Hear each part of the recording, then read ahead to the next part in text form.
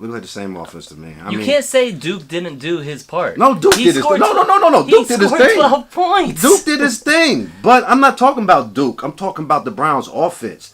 And I just feel like this one guy showed up. I think I expect against the number 32 defense in the league for Jarvis Landry to have 2 touchdowns. I expect Baker to have 3-4 touchdowns yesterday.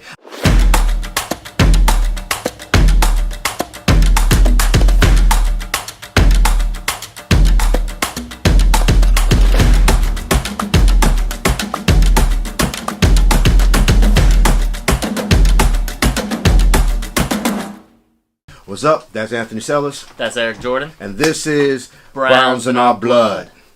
All right, let's get to it. Kansas City.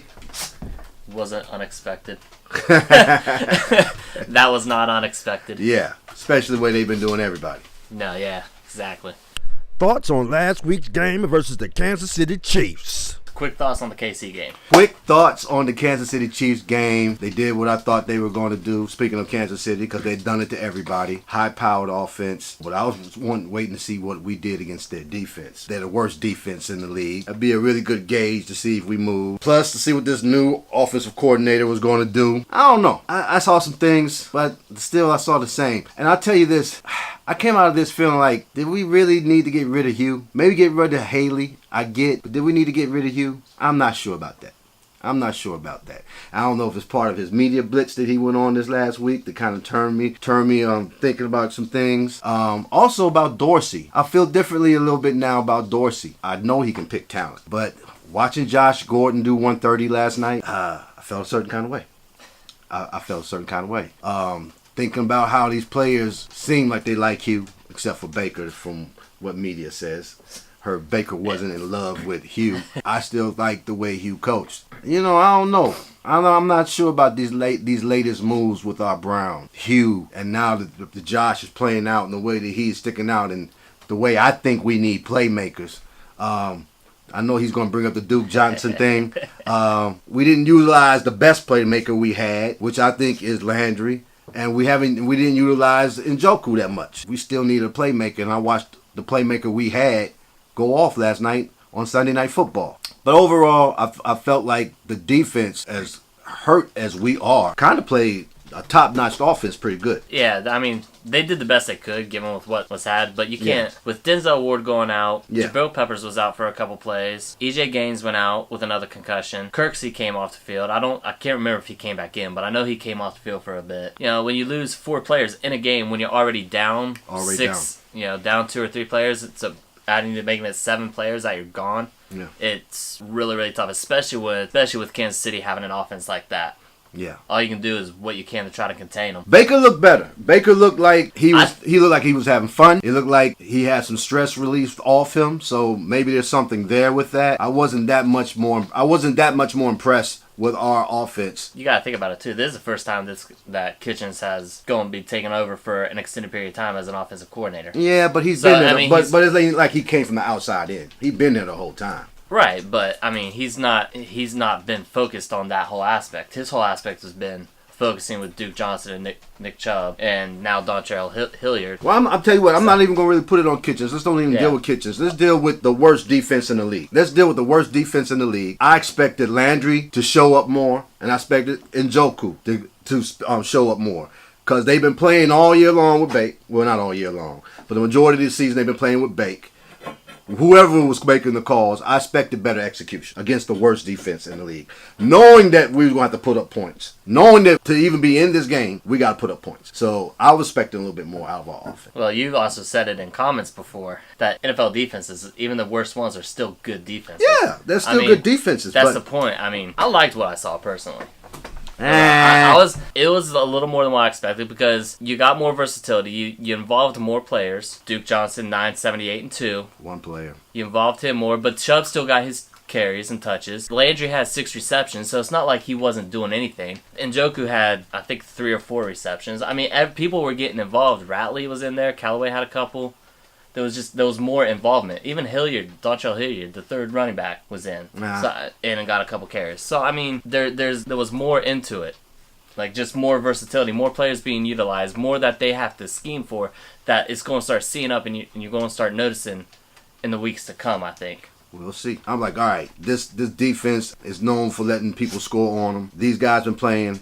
I think we should put up more points, and they should be more active. To me, I think I saw the same Browns offense. We had one punt the whole game, and it was blocked. It was the only punt the whole game. It's the first time this year that's happened. That's a small win for me. It's still a win, though. It's not a win. There was no win. Like, for that aspect, it is. Like, it was better than what it's been in the past. It was better than what it was with Haley. Barely. I disagree. Barely.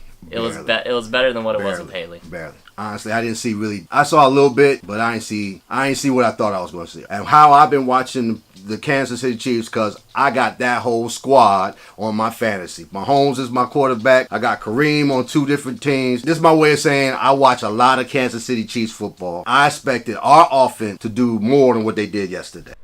Did you like the aggressive play calling by the new offensive coordinator? Did you like them going for 2 after every touchdown? Yes.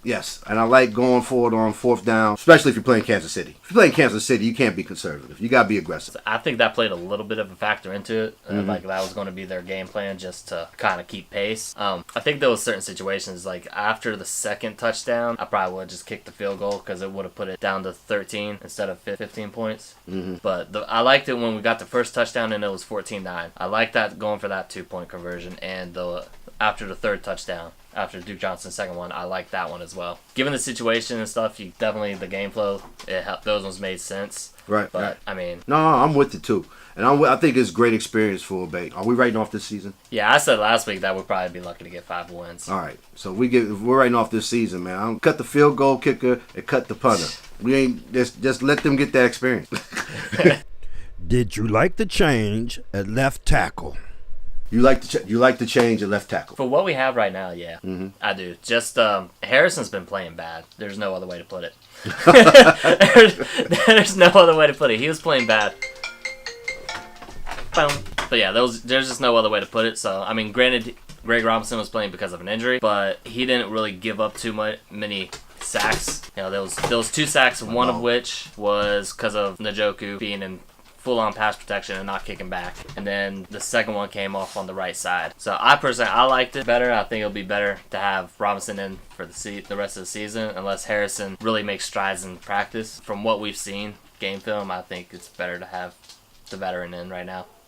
Could Bruce Arians be the answer for the Browns? This popped up today on ESPN. Bruce Arians said the only place he would go to coach right now would be the Cleveland Browns. Now, personally, Bruce, come on, man. Come on. You know I like you. He's like you. He's a player's coach. Players love him. He gets personal with players. He gets real. He from the hood a little bit. Got a little street in him. You know what's up? Bruce, I know you could do. Ooh, come on, man. Come on, Bruce.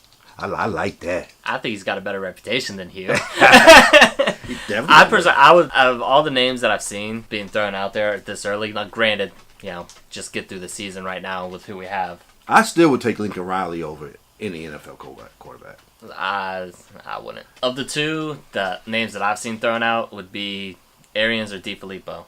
I mean, I think we should finish out the season right now with how we have it set up for our interim. Right. But looking into the offseason stuff, that's where I would go. And yeah, I didn't get to speak on this last week because I wasn't here and saw the guys' show. Should Hugh? This is my response like that. No, I think it was enough to get rid of Hugh, but I don't think time was right to get rid of Hugh. I don't think it was time to make that drastic of a change. I understand getting rid of an offensive coordinator, yes, but I think it was too drastic of a change to get rid of your head coach, and it felt knee-jerked. It felt rushed. It felt like the Josh Gordon thing. That's what it felt like to me. So it's starting to feel like Haslam has some, got a little Jerry Jones in him, and I don't like that. I don't like that at all. Let Dorsey do what Dorsey's going to do. I don't know if Dorsey would have did that. Like I said, I'm questioning Dorsey a little bit now too, because Josh looked good last night. What about you trust Dorsey? In Dorsey you trust. I'm still there. In Dorsey you trust. I'm still there. I'm just saying right now, I'm like this. Don't think we should have got rid of our head coach mid-season. I just never seen where that went right. I'm not saying don't get rid of him. I say maybe get rid of him at the end of the season. I just think there was way too much stuff behind the scenes to let them both stay. To me, that's what it seems. It may seem rush or knee-jerk, but there had to be something. Yeah, I say get rid of Haley. Get rid of Haley. I'm with get rid of Haley. I think there was too much crap from both of them. Only thing I can see is Baker coming into Dorsey's office and being like, "I'm not feeling Hugh." I don't think they would do it just off one guy. And even if it was that's the worst case scenario to do it in. Don't give nobody that kind of weight. I just don't think that locker room turned on Hugh. I just don't see that. I don't see that. But at the same time, this is where I get caught up at. Because I can see a locker room turning on anybody who's 2 seasons with the record Hugh has. But then knowing Hugh's character, I would love to play for someone like Hugh. Put all the pressure on it with the media and the expectations of being Browns and the Browns fans. I felt a change was needed. I just think 2 coaches the same week, your head coach and your offensive coordinator, is just too drastic. And we saw what happened when you get your playmakers involved. Yeah, our playmakers didn't get involved. They didn't. Okay. 9-78-2. That's all I'm saying. 9-78-2. Your playmaker. Who's the number 1 playmaker on this team? You know where I stand. So you think Duke is a bigger playmaker than Jarvis Landry? I think Jarvis is 1, Duke's 2. But I think, as I said before, and you got Duke higher than Njoku too. Yes. I think Njoku's going to be a playmaker too, though. But like you said, he's got to learn to catch. He's got to concentrate. Yeah. I mean, that's his biggest flaw right now. Duke showed the past 3 years what he can do with opportunities he's been given when it's been limited. I've said that from day one. I've said that all season. And I said I didn't understand why he wasn't getting opportunities. And as soon as Hady's gone, he gets those opportunities. That's and you see what he did with those opportunities, and you still got your boy Chubb in there to run the ball. That sounded so bad. That's the point I was making with that whole playmaker stuff. Like, you got to get them all involved. Okay. And they were. I'm sticking with it. Look like the same offense to me. You can't say Duke didn't do his part. No, Duke did his thing. No. Duke did his thing. 12 points. Duke did his thing. But I'm not talking about Duke. I'm talking about the Browns' offense. And I just feel like this one guy showed up. I think I expect against the number 32 defense in the league for Jarvis Landry to have 2 touchdowns. I expect Baker to have 3-4 touchdowns yesterday. I expect he almost had close to 300 yards. Yeah, it was 297, right? 297. So Baker did his thing. It was I just expected more out of our playmakers, and I don't know. Not the Duke Johnson playmaker. I get it, dude. If we are banking our season on Duke Johnson, we got some issues. We got some real problems. Because I love Duke. I'm cool with Duke, but man, Duke ain't gonna solve the problem. He's not. All the pieces together, I think it will. Once they all click, yes, when they all click, it will. Yes, because then you're talking about role players, supporting playmakers, and that's what I see Duke Johnson is. Nope.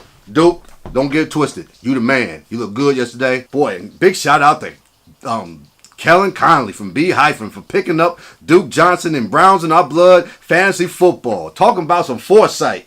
Woo! Boy, he won that. He won it off that yesterday. Did he? Yeah. Oh, that's right. You didn't play, did you? No, I was too busy. Yeah, we'll get to that later. All right, yeah. So Bruce Arians, we both on board with that? I am. Yes. We're both on board with Bruce Arians. What do you want to see against the Atlanta Falcons in the upcoming game? We got the Falcons next. What you want to see against the Falcons? I want to see a win. Don't think it's going to happen, but that's what I want to see. Atlanta looks pretty good yesterday. Yeah. Now, I tell you what. They put up some points. Yeah, they did. And I tell you what, if we was healthy defensive-wise, I think we'd have a shot. I think now we just need to get to the bye week. After Atlanta, we have the bye week. Hopefully, Schobert can come back after the bye week. Julio Jones just got his first taste of the end zone for the first time this year. And hopefully Denzel Ward's injury is not too serious. Right. Because that'd be a good matchup. Yes. That'd be a classic matchup. Atlanta looks really good, and the defense is starting to play a little better. But for some reason, I got this feeling we might pull this out. We might pull this out. And let's go off. Let's say your Duke thing carries over. Landry, bruh, you need to find his end zone, man. Very much so. Yeah. I love the possession catches and all that, but we need you in the end zone, bro. And Njoku, you got to. He almost had it. If he breaks that tackle, that's a touchdown. I really want to see Ward against Julio because he loves those kind of challenges, and they've been letting him just shadow. Yeah. And I absolutely love that they're doing that. Right. And I would love to see that matchup. Play fantasy football on FanDuel with us. Well, you heard us talking about fantasy football yesterday. He didn't play. No. It was just me, Hyphen, and Boomer, our brother from the Pittsburgh Steelers, who I owe a bet. We'll do that next time Gary comes through here. Gary, you got to come here and do it, buddy, because I ain't going to do it on GP now. Come on. You want to catch me in these streets for me to do that bet where I wear a Steelers jersey and a wig. You don't want to do it out on Patterson Drive?